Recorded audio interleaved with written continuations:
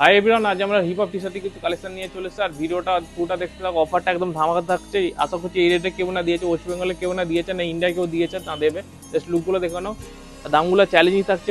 প্রিন্টিংগুলো দেখে নাও, একদম colour colour wash একদম গ্যারেন্টি, কালার যাবে না। আর কোয়ালিটি একদম A1 কোয়ালিটি আছে, প্রিমিয়াম কোয়ালিটির মধ্যে আছে। অনেক অনেক ডিজাইন হয়ে যাবে, এম থেকে এক্সেল অব্দি সব রকম সাইজ হয়ে যাবে।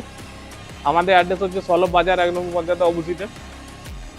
আর স্টেশন হচ্ছে ডাঁসি স্টেশন।